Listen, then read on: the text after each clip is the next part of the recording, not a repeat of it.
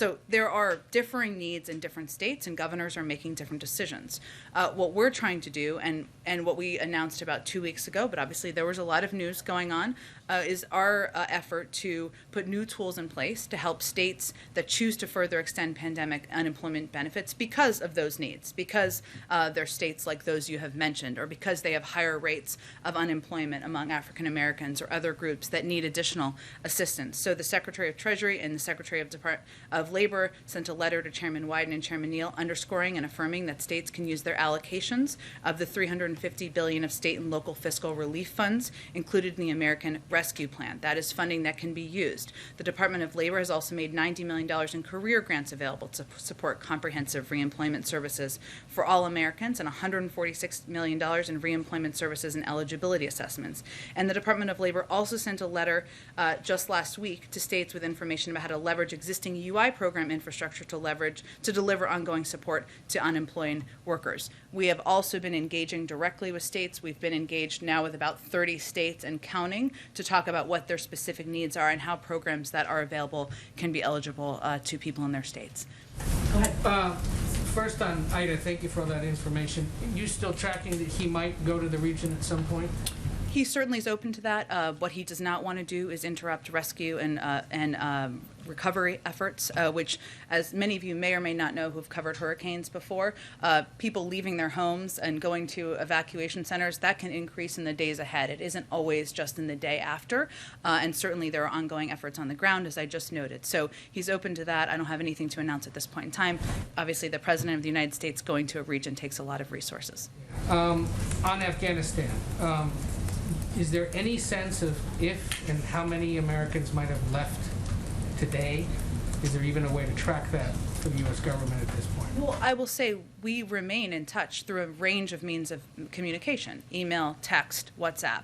That's something that we could certainly do from here, but also having a presence in Doha and diplomats in the region will enable that to happen locally or close by as well. I don't have an update for you on the numbers, but that's something the State Department would have the best assessment of. We have asked and talked a little bit about the president's mood over the last few days, or his sense of all of this. A few of us observed he seemed angry at the beginning of the speech today. Who's he mad at? I would say I'll give you a different assessment of what I saw, which is that he gave a forceful assessment, laid out a forceful case to the American people as to why it was time to wind down a 20-year war that has led to the loss of thousands of lives. And in his view, and I think he made a firm case of this, it's not in our national security interest to be on the ground anymore. And on North Korea, the ongoing situation there, what's your current understanding of what they're doing with their nuclear program, and is there any renewed outreach to Kim Jong-un and his regime? Well, we have left the door open and obviously reached out through our channels. I don't have an update for you in terms of any response to our offer. Our offer remains to meet anywhere, anytime, without preconditions. We're obviously aware of the reports we've seen over the last 24 hours, and we're closely coordinating with our allies and partners on developments and assessing closely. Go ahead, Jeff. Jen, the president said in his remarks just a short time ago that in April, a deadline was set for August 31st. In fact, in his April remarks, he set a deadline for September 11th. So what changed over these last few months between the August 31st deadline and the September 11th initial deadline? Was that a deadline agreed to, a new time frame agreed to by the Taliban or suggested by them or by this administration, or what's the discrepancy there? The military gave their assessment that they needed 120 days to wind down our presence in Afghanistan, so we abided by that. But in the April speech, September 11th was the date. The August 31st date just arrived between April and now. And he bases strategic decisions, tactical decisions, I should say, on the advice of the military and commanders on the ground and the timeline they needed to wind down our presence. And hence, here we are. It was his timeline, though. It was not the Taliban's timeline. So he moved up the timeline to August 31st. We needed 120 days, and we abided by the advice of the military. Jeff? Jen, can you clarify whether the United States has an agreement with the Taliban to allow more Americans and other Afghans to leave the country? Well, I will say, Jeff, that it is not just our expectation, but also the expectation of 100 countries around the world, the UN Security Council and others, that the Taliban will abide by what they committed to last Friday, which is the ability of people to leave Afghanistan should they choose to leave. There do need to be ongoing diplomatic negotiations, or discussions, I should say. That's a part of what the Secretary of State and his team will be leading. But I would note that the Taliban conveyed that on Friday, a leader of the Taliban. Again, more than half of the countries in the world have conveyed clearly what they expect, and the UN Security Council signed a resolution yesterday. So those are the diplomatic pieces that have moved forward, but this will be a top priority in the days ahead. The president was critical today and has been critical of former President Trump's deal with the Taliban. Given that, I'm wondering if this administration or if this president gave any consideration to not holding on to former President Trump's special envoy to Afghanistan, who stayed on. Look, I think the president wanted to be clear about what he was left when he took office, and he laid that out very clearly in his speech. But just to reiterate, since you gave me an opportunity, a couple of the points. When the president took office, there was a deadline that was just 3 months away that included, for May 1st, that included no requirement that the Taliban work out a cooperative governing agreement with the Afghan government. It did release 5,000 prisoners last year, including some of the Taliban's top war commanders. So the president was walking into that circumstance. He wanted to leave Afghanistan. It's a war he has long felt we needed to depart from. He's felt that was long overdue. But that was the circumstance he walked into, and frankly, there's a little bit of selective memory loss from some of the people who served in the last administration about these circumstances. But my question was actually, why hold on to the Afghan envoy, the U.S. envoy to Afghanistan, who served under President Trump? Why did President Biden hold on to him?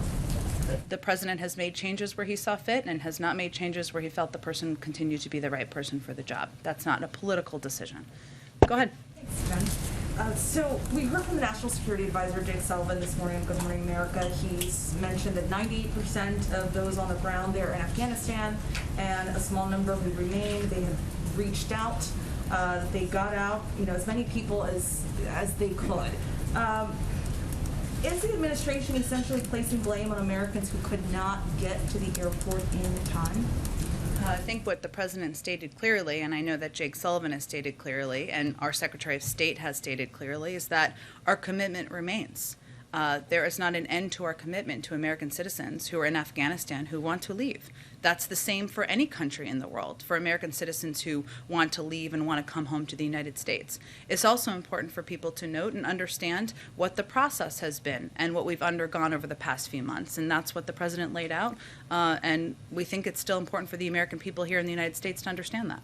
One on Al-Qaeda. So we heard from the president a few moments ago saying that one of the main reasons to go into this war was to get Al-Qaeda. We have heard that Osama bin Laden's security chief has reportedly returned to Afghanistan and has been seen in public. Do you still believe, or does the administration believe, that Al-Qaeda is no longer a threat to America? And given the ISIS attacks that we've seen in the last week, how confident is the administration that Afghanistan isn't already a safe haven for terrorists? Well, I think first there is a very big difference between terrorists' ability to attack U.S. troops in Kabul and to attack the homeland. And we do not assess that any terrorist group on the ground has the ability to attack the homeland in the United States. It is incumbent upon the president, the national security team, to prevent that from ever being the case. But there is a very big difference between those two. Go ahead. I know that the military obviously recommended to the president, or at least he said they recommended to the president that it would be best to leave, keep that August 31st deadline. But the president himself, in his interview with ABC News, said that if there's American citizens left, quote, we're going to stay until we get them all out. I think the president's explained his rationale for leaving 100 plus Americans behind. But can you talk about why he allowed his credibility on this issue to sort of go out the door on making a flat promise and then not keeping it? Well, first I would say that the president remains committed to getting every American citizen who wants to get out. That's an enduring commitment, one that will not change, and one we're going to focus on every single day. I would also note that over the course of the last 2 weeks, we have seen a terrorist attack that took the lives of 13 of our service members. And there was and part of our assessment always is going to be the risks, a risk assessment. So I think the question was, do you leave 6,000 service members as there are heightening threats, heightening risks every single day?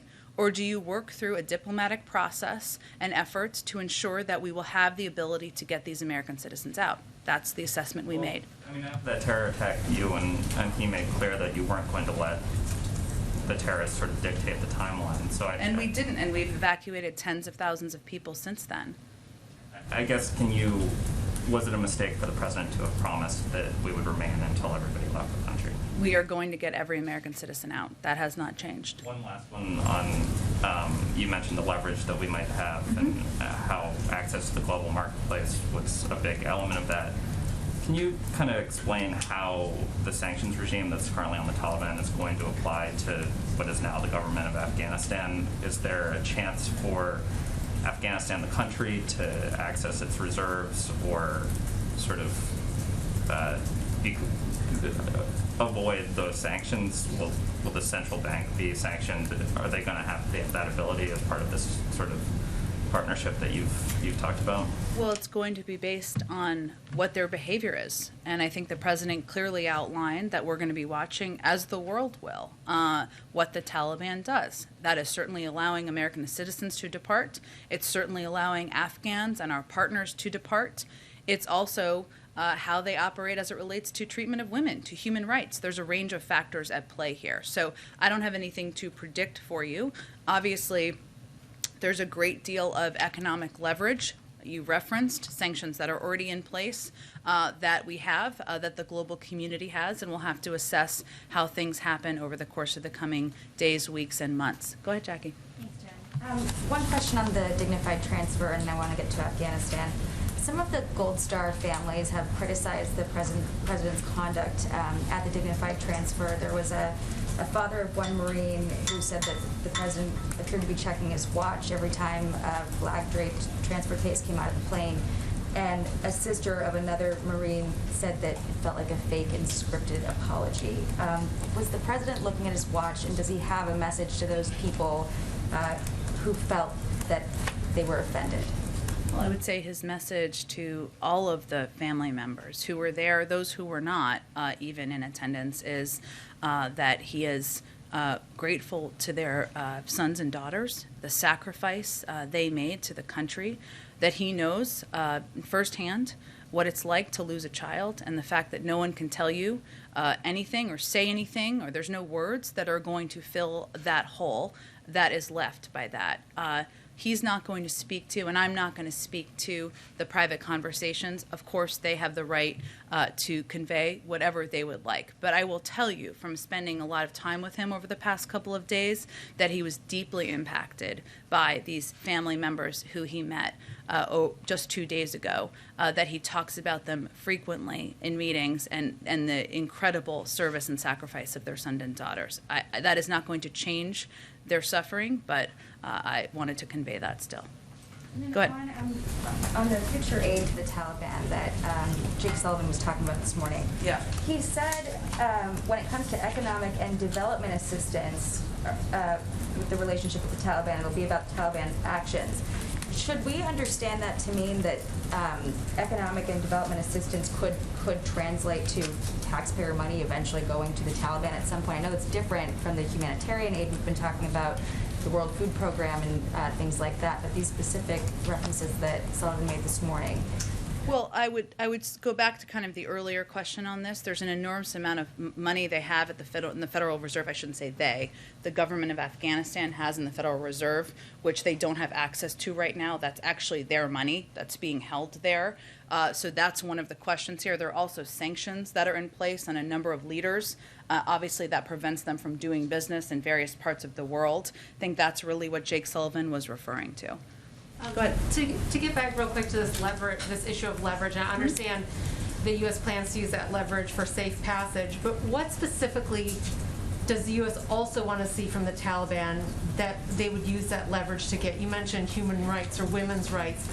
Will the U.S. use its leverage if, for example, the Taliban doesn't allow girls to go to school or appears to be violating basic women's rights? I think the president said that in his speech. Okay. So things like access to the global marketplace would be contingent on girls being able to go to school, fundamental women's rights. I'm not here to outline specific parameters for you, but what I can tell you broadly is that human rights, women's rights are certainly what the United States and also the global community will be looking at. And I know the president also said in his speech that that assumption about how long the Afghan government would hold on, how long the military would be able to hold on, he acknowledged that that was a failed assumption. Who is responsible for that assumption? Is the president frustrated with his team at all for having made that false assumption?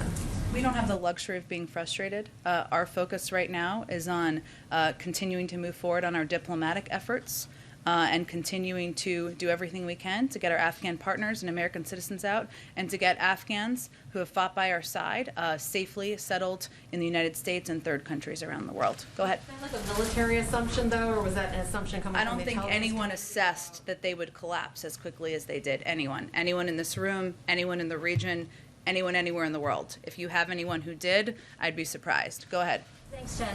The Afghan interpreter who helped rescue then Senator Joe Biden when he was stranded 13 years ago in Afghanistan is now in hiding. He told the Wall Street Journal, "Hello, Mr. President, save me and my family, don't forget me." What's your response to him, and why is he and other Afghan allies like him still in the country if the president believes, as he said today, that the mission was an extraordinary success? Well, I would say first, our message to him is thank you for fighting by our side for the last 20 years. Thank you for the role you played in helping a number of my favorite people out of a snowstorm and for all of the work you did. And our commitment is enduring, not just to American citizens, but to our Afghan partners who have fought by our side. And our efforts and our focus right now is, as you heard General McKenzie say and others say over the last 24 hours, is to the diplomatic phase. We will get you out. We will honor your service, and we're committed to doing exactly that. Go ahead. Thanks so much, Jen. Just to build on some of the things my colleagues were saying, President Biden said Americans who were given multiple chances to leave, dating back several months, but things, as you just noted, changed dramatically in the last few weeks. My question is, how many of those families said they wanted to stay in Afghanistan in the last few weeks, 2-3 weeks? And is it really fair to say, for the president to say, that they didn't leave when they had the chance? As you just mentioned, no one expected the collapse as happened, and the president himself, for months, was publicly saying that the Taliban would not be running things, and also that this exit would be safe and organized. Well, I would say first that no one is placing blame here. I think it's important for people to understand, though, what the process has been. And while there are between 100 and 200 American citizens who have not yet departed, we have also evacuated more than 5,500 American citizens and their family members and 115,000 other people from Afghanistan. So more than 120,000 people made their way to the airport or was able to evacuate from the country. It is also very understandable, and I want to be very clear here, the vast majority, if not everyone, though the State Department would have to speak to this, who is still there, are dual citizens who have lived their entire lives in Afghanistan. This is about, I know this is hard for people to understand who grew up and live here. This is where they've lived. This is where their family members are. This is their communities. Maybe they own shops. Maybe they have 50 family members or 20 family members. This is not an easy decision to leave. We understand that. And what the president is saying is, if you decide to leave next week, if you decided 2 days ago and we couldn't get you out, we're going to get you out. And that's what his commitment is. Can I ask about the immigration system and the refugee situation? The U.S. immigration system is already very overstretched. It's dysfunctional. I wanted to know what steps is the administration taking to ensure that the tens of thousands of Afghan people who are being resettled here in the United States are not going to be caught up in red tape and that they're going to get the resources they need? First, the president has asked the Secretary of Homeland Security to lead this effort. And there is a process that includes not just a thorough background check and vetting process, but as individuals come to the United States, some will end up going to military bases where they will have access to a range of resources, including vaccines. Those who are parolees will be required to get those vaccines. And what we are working to do is ensure we are leveraging and working with all of the incredible refugee resettlement organizations around the country who are eager and open to helping these Afghan refugees, also to veterans organizations who are eager and open to helping these Afghan refugees resettle in the United States and work through as orderly a process using every lever of government from the U.S. military to the Department of Homeland Security to move this process as rapidly as we can. Go ahead, Amy. The president was very clear today, as he has been, about why he thinks U.S. forces should not be in Afghanistan right now. But he was part of the Obama administration in 2014 when the then president decided he needed to send troops back to Iraq after several years to deal with the Islamic State threat. Does the president rule out needing to send troops back to Afghanistan to deal with a similar threat should it arise now? I'm not going to look into a crystal ball in the future, but I think he's been pretty clear he doesn't have an intention to start another war and redeploy troops to Afghanistan. And what we've seen over the past week is that our over-the-horizon capacity can work and has worked in going after ISIS targets and killing people who went after our troops. So that's where our resources and our focus is going to be on at this point in time. I have another little bit of a crystal ball question. Okay. Ultimately, it will be up to the president to decide whether to establish diplomatic relations with a Taliban-only or Taliban-led government. And while Secretary Blinken and others have set some of the parameters for that, does the president himself have a view about whether it would be appropriate to ever have a full U.S. diplomatic relationship with the Taliban? Well, just like in any circumstance, it would depend on the conditions. But there's no rush to recognition coming from any aspect of this government or from the international community. Go ahead. Building on Ann's first question, does the president envision any situation in which he might deploy a large amount of U.S. troops abroad under his presidency? Any sort of foreign conflict that would require the sort of mass troop deployment that he just said we are trying to move past? I think one of the pieces that he talked about in the speech was how he views our engagement in the world, and I think this is probably why you're asking this question, and the horrible scenes and memories of the last few weeks. And as we think about how we embark on or how we use military force, these moments and these divisions of the last several weeks or months or years should stick in us, and stick in our minds. He made clear, first, we must set missions with clear, achievable goals, not ones we will never reach, and second, we must stay clearly focused on the fundamental national security interests of the United States. I mean, the president has not hesitated to use force when warranted, when he feels it's been warranted. He has done strikes in certain parts of the world. He has made very clear, and he said today, our work with you, we're not done with you, ISIS. That was a paraphrase, but he said it better. And that, I think, sends a clear message that he's going to go after terrorists. He's not going to hesitate to use the capacities and capabilities we have. But he also wants to be mindful about how we use thousands and large swaths of troops, and I think he was sending a clear message about how he views that. Second question, the president has obviously been very consumed by this situation and by the hurricane, but as we roll into September, should we expect to start seeing him doing public events again for his economic agenda, particularly facing the month in Congress that awaits it? Absolutely. I think you can expect the president to be communicating over the coming weeks on a range of issues that are front and center on the minds of the American people. Certainly he gave a speech today on Afghanistan, but certainly you can expect to hear from him more on his Build Back Better agenda, on COVID and his commitment to getting the virus under control, to speak to parents and those who have kids going back to school. There are a range of issues he's eager to communicate about. Absolutely. Go ahead. Did the president watch the takeoff of the last flight from Afghanistan yesterday, and has he been in contact with, any of the service members who were on the last flight?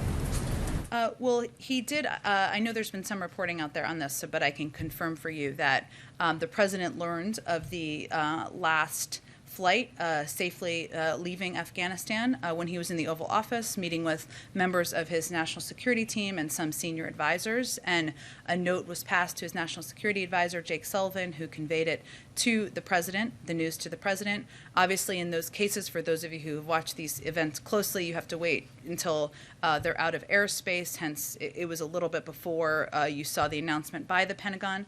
And he has conveyed repeatedly in meetings that I have at least been in to the military how grateful he is for their work, for the fact that they oversaw a historic airlift operation, one that evacuated more than 120,000 people in the middle of a civil war facing ISIS threats. He's conveyed his gratitude to them and to the work of his national security team repeatedly.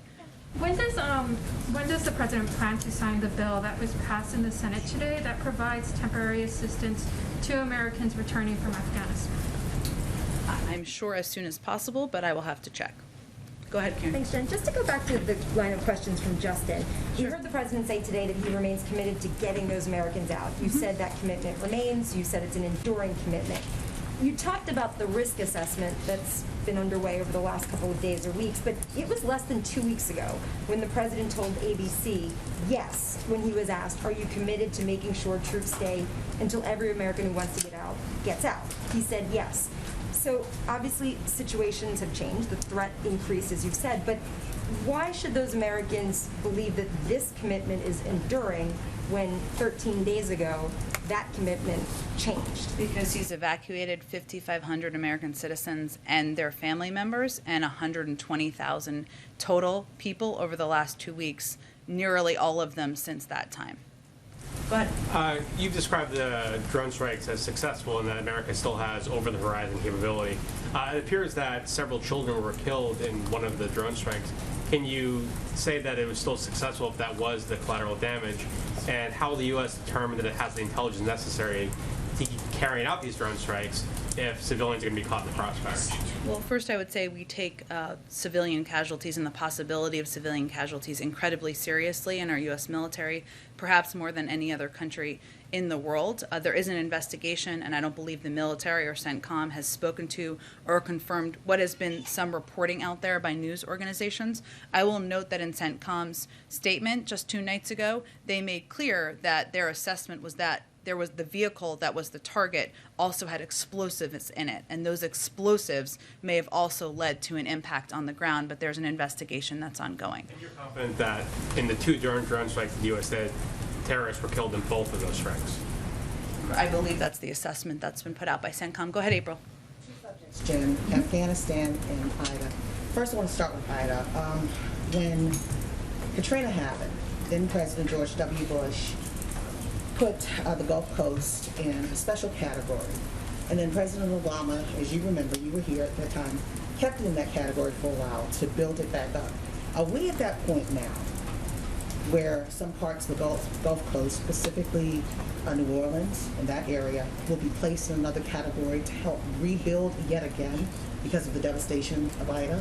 Well, April, I will say that we're only on a couple days into the storm. I know you've covered these, as you've referenced in the past, and we don't know how to assess yet all of the impacts. But what I think the people of the region and the Gulf Coast should look at to evaluate how committed the president is to this is all of the preemptive resources he put in place, all of those he sent to the region, and the number of resources he's continuing to deploy from the federal government. So I can't assess that at this point in time, but I can tell you that the president receives briefings about the hurricane every single day, sometimes more than once a day, and has been for several days, and he's committed to delivering on whatever the needs are to help the Gulf Coast recover. And on Afghanistan, we talked to Greg Meeks, the chair of the House Foreign Affairs Committee, and he said there will indeed be congressional hearings on this longest war in U.S. history from the beginning to this moment.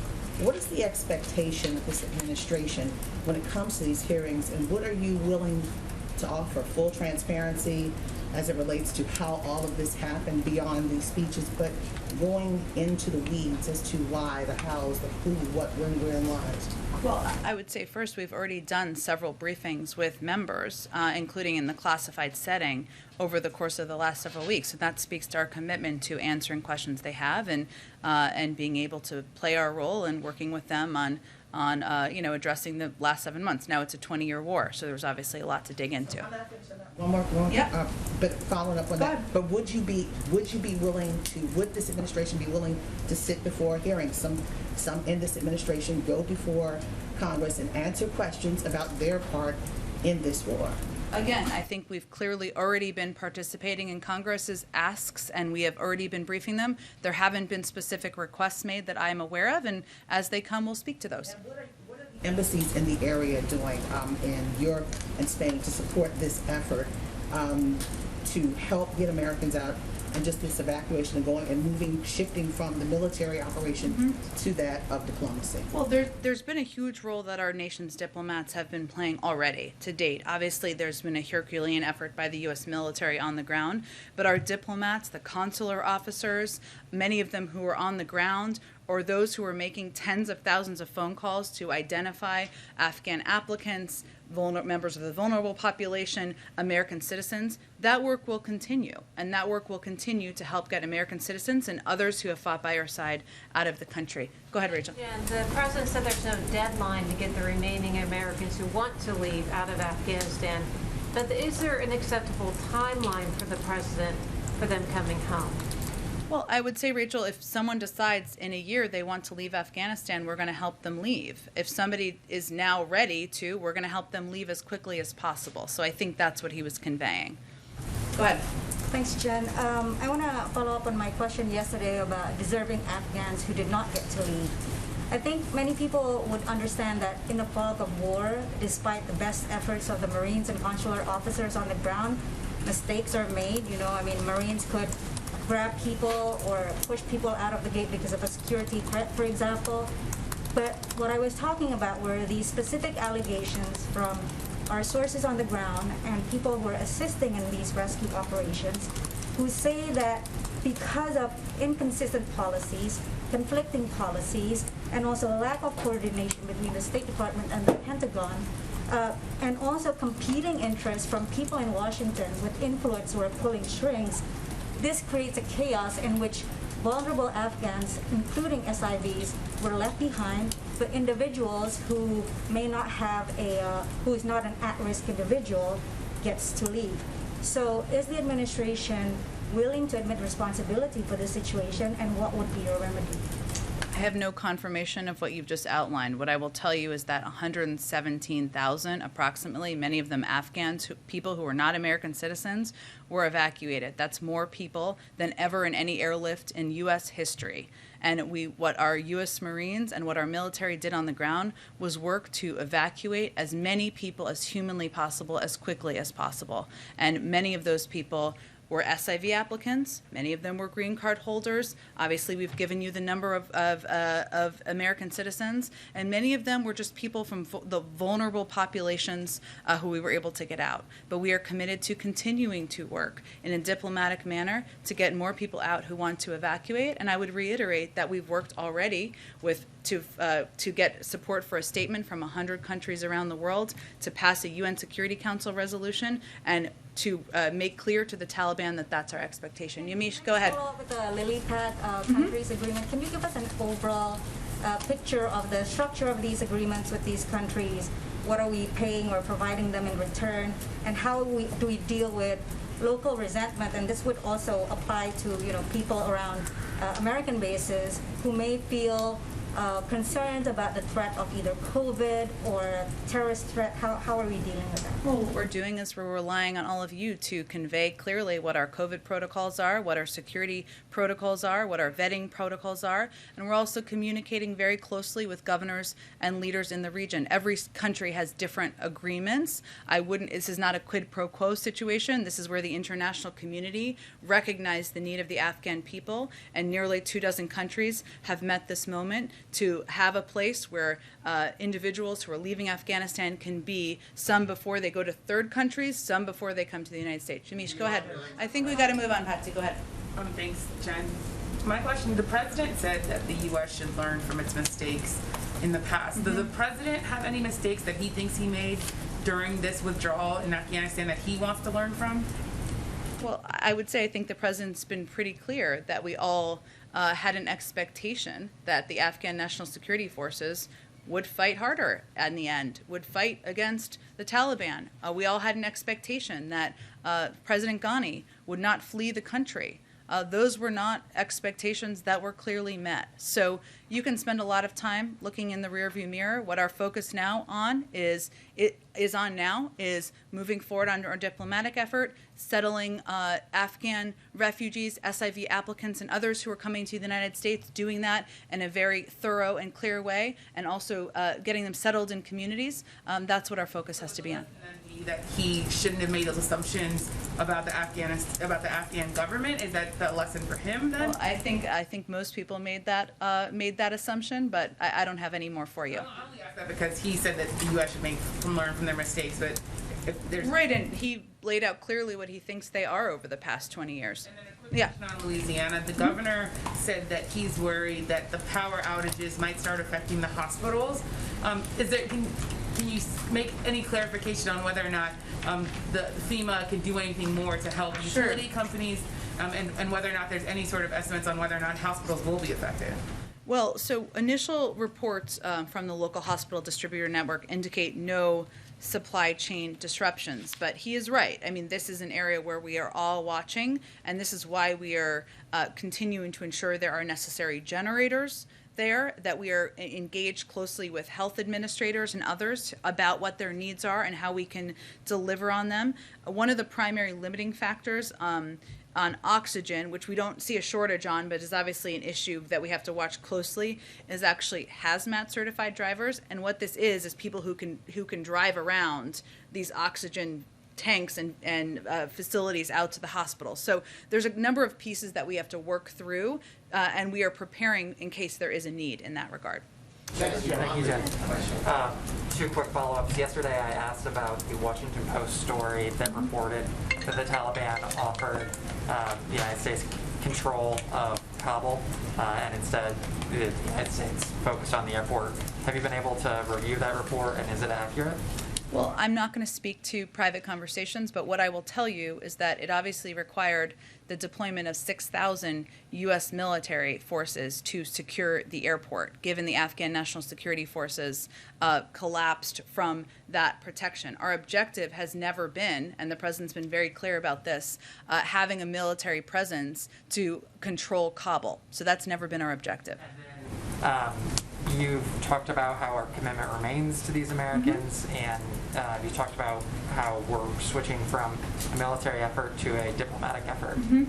For the Americans who are currently in hiding and who very much want to come home, not the other set, what is the administration's message to them? Should they try and head to the border? Should they try and book a flight out of there? Or should they remain in hiding and hope that the diplomacy kicks in? Well, I would just note that we are in touch with a number of these Americans. Not every one, perhaps, but we are in touch. We are in touch with as many of them who we can make contact with through a range of means. That continues. And what our focus is on now, and we'll have day-by-day updates, and this is a very fair and good question, is how can we ensure operationally that there are a range of options for people to be able to depart? Some of that may be over land, over borders. Some of that may be through airplanes. And so we're working again with the Qataris and the Turks on that. We're working to get the civilian side of the airport operational, but those are all pieces we're focused on. Is the administration preparing for worst case scenario in some circumstances, hostage situations? Look, our focus right now is on making clear to the Taliban and to others in Afghanistan that we are going to get these American citizens out, that we are going to hold them to that account, and that's our focus. Thanks, everyone. Iran related question. I'll be back tomorrow. You told me that yesterday.